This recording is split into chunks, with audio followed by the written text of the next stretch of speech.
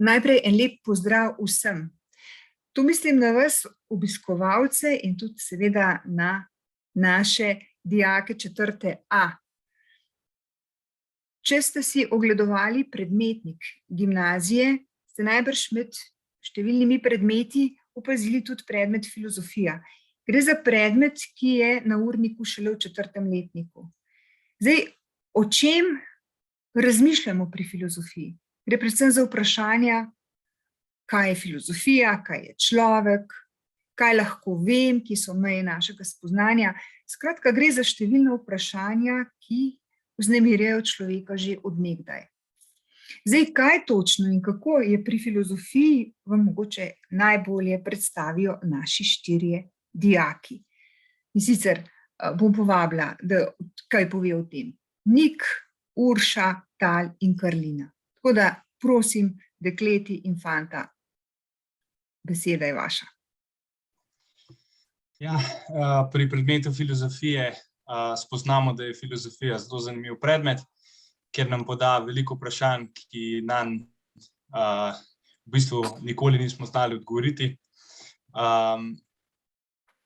Odgovoriti se jih naučimo, oziroma vsaj probamo z veliko slikovnim gradivom, razlag gospe profesor in tudi s kratkim filmčkim.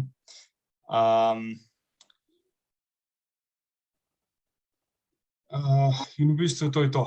Veliko je pa tudi seveda pogovora med dijaki, ki probamo priti do enih lepih zaključkov. Poleg tega, kar je že Nik rekel, se mi zdi zanimivo, da si pri filozofiji pomagamo tudi z raznimi besedili in knjigami in potem skupaj razmišljamo in preučujemo vprašanja, ki jih zastavlja filozofija, na primer vprašanje o svetu in v položaju človeka v njem. Ja, super. Meni je pa filozofija zanimiva predvsem zato, ker se vpraša o človekovem obstoju, o njegovem namenu, privede nas tudi do spoznavanja naših zmožnosti, s tem odkrijemo tudi vprašanja, na katere nikoli ne bomo znali odgovoriti, pokaže nam naše meje, in v bistvu sem odkril, da z našimi čutili verjetno resnice ne moremo odkriti.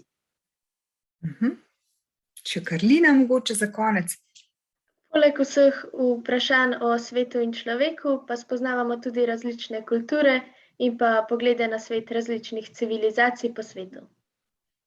Ja, tako, dragi obiskovalci, torej povabljeni na našo gimnazijo. Srečno! Nasvidenje!